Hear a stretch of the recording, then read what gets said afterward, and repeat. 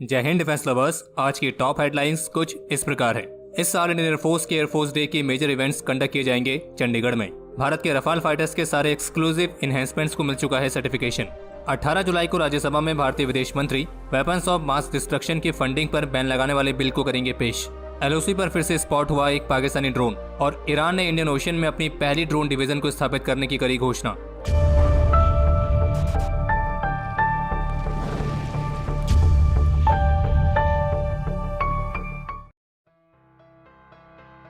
Indian air force की तरफ से इस बात का फैसला लिया गया है कि इस साल का जो एयरफोर्स डे होगा तो उसके कुछ मेजर इवेंट्स और एक्टिविटीज जैसे कि फ्लाई पास्ट और परेड दिल्ली NCR के हिंडन एयरबेस के बजाय इस बार चंडीगढ़ में आयोजित किए जाएंगे।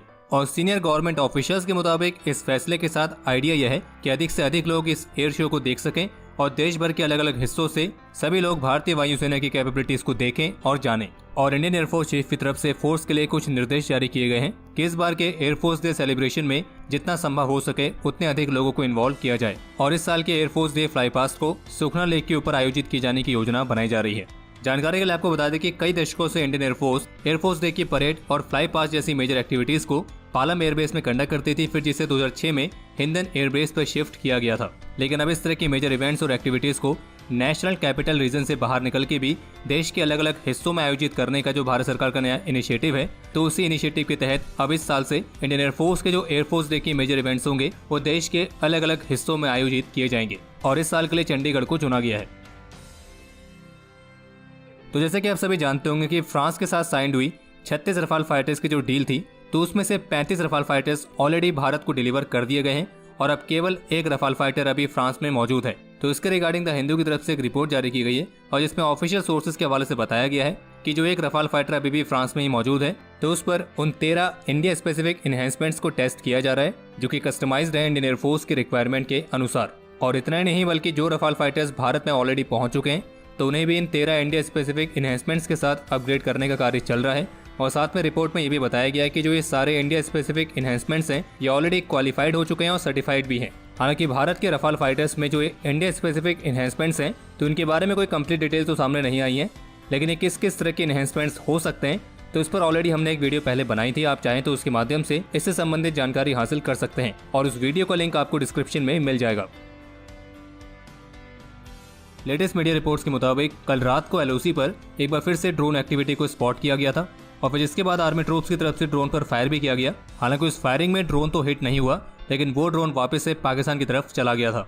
और इस मामले पर इंडिया टुडे की तरफ से जारी की गई रिपोर्ट के मुताबिक ये जो ड्रोन है कल रात को 9:10 पर KG सेक्टर में बलोनी एरिया के पास स्पॉट हुआ था और फिर जिसके बाद आर्मी और स्पेशल ऑपरेशन ग्रुप द्वारा एक मैसिव सर्च ऑपरेशन भी उस एरिया में लॉन्च किया गया है। बाकी इसके अलावा बिहार पुलिस द्वारा जो गजवाए हिंद वाले मामले पर ताहिर नाम के आरोपी की गिरफ्तारी की गई थी, तो उसको लेकर ASP मनीष कुमार की तरफ से बताया गया है कि इसकी मोबाइल फोन से कुछ ऐसी व्हाट्सएप चैट्स भी मिली हैं जो काफी ज्यादा उकसाने वाली हैं और इसी तरह के कुछ लिंक्स फेसबुक और यूट्यूब के भी मिले हैं। और साथ में ये भी बताया गया कि इसके जो कॉन्टैक्ट्स हैं वो पाकिस्तान के साथ कनेक्टेड थे।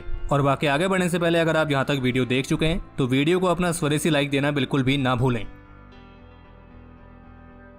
भारतीय विदेश मंत्री डॉक्टर एस जयशंकर 18 जुलाई को राज्यसभा में वेपन्स ऑफ मास डिस्ट्रक्शन और उनकी डिलीवरी सिस्टम की फंडिंग पर बैन लगाने वाले बिल को पेश करेंगे। और इस बिल में वेपन्स ऑफ मास डिस्ट्रक्शन की फंडिंग पर बैन लगाने के साथ साथ इस बात की भी डिमांड रखी गई है कि केंद्र को ऐसी पावर मिले कि केंद्र इस तरह की एक्टिविटीज में इन्वॉल्व रहने वाले लोगों की फाइनेंशियल एसेट्स और इकोनॉमिक रिसोर्सेज को फ्रीज, सीज या फिर अटैच कर सकें। इसके अलावा एक अपडेट यह है कि द वीक के साथ एक खास बातचीत के दौरान यूपी पुलिस में लॉ एंड ऑर्डर के ADGP प्रशांत कुमार की तरफ से बताया गया है कि उत्तर प्रदेश की नई women commando spot team counter terrorism operations में भी लीड करेंगी और खास करके एक ऐसे सिनेरियो में जिसमें विमेन टेररिस्ट इन्वॉल्व रहती हैं। और साथ में ये भी बताया गया कि उत्तर प्रदेश के नए सिक्योरिटी ब्लूप्रिंट के हिस्से के तौर पर रामपुर में नया ATS कमांडो ट्रेनिंग सेंटर स्थापित किया जा रहा है। 2 स्पॉट टीम्स खुशीनगर और सहारनपुर में डिप्लॉय की जाएंगी और एक हाईटेक क्विक रिएक्शन टीम को जेवर इंटरनेशनल एयरपोर्ट में तैनात किया जाएगा। और भारत के एलिट एनर्जी फोर्स की तर्ज पर जो ATS को ट्रेन किया जा रहा है तो उसी के तहत ऑल विमेन कमांडोज के स्पॉट स्क्वाड को भी स्थापित किया गया है। आपको बता दें कि स्पॉट की फुल फॉर्म है स्पेशल पुलिस ऑपरेशंस टीम और विमेन कमांडोज की जो ये स्पेशल टीम है तो ये जरूरत के समय अपना चार्ज भी संभालेंगी। और पहली बार के लिए इसमें 36 विमेन कमांडोज को लिया जाएगा और फिर बाद में उनकी संख्या को बढ़ाया भी जाएगा और वे तभी एक्ट करेंगे जब किसी तरह का कोई टेरर अटैक हो। पेंटागन की तरफ से दी गई जानकारी के मुताबिक यूएस स्टेट डिपार्टमेंट ने ताइवान के लिए संभावित मिलिट्री टेक्निकल असिस्टेंस की सेल को अप्रूवल दे दिया है और इसकी कीमत है करीब $108 मिलियन। और इस सैन्य सहायता में ताइवान के लिए टैंक्स और कॉम्बैट व्हीकल्स के स्पेयर और रिपेयर पार्ट्स और साथ ही साथ टेक्निकल और लॉजिस्टिकल सपोर्ट भी शामिल है। और इस सैन्य सहायता के साथ ताइवान को मौजूदा और भविष्य के खतरों का सामना करने के लिए अपनी एबिलिटी को बढ़ाने में मदद मिलेगी। और ऑफिशियल्स के मुताबिक ये ताइवान और यूएस और उसके अलाइज के साथ सैन्य तालमेल को भी बढ़ाएगा और इससे ताइवान की आर्म्ड फोर्सेस को जरूरत पड़ने पर इक्विपमेंट और सपोर्ट को एब्जॉर्ब करने में भी कोई डिफिकल्टी नहीं होगी। हालांकि अभी ये कंफर्म नहीं किया गया कि इसके लिए कॉन्ट्रैक्ट औपचारिक रूप से साइन कर दिया गया है या नहीं।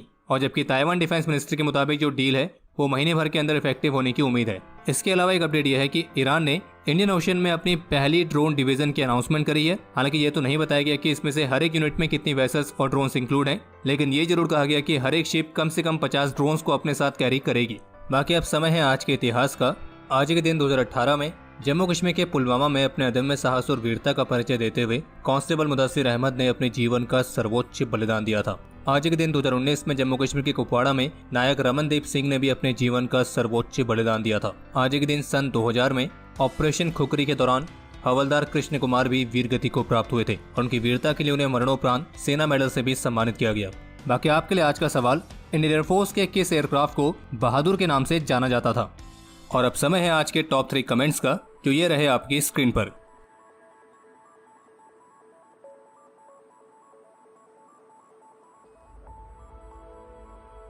तो हमारे आज के इस एपिसोड के लिए इतना ही। उम्मीद है आपको एपिसोड पसंद आया होगा।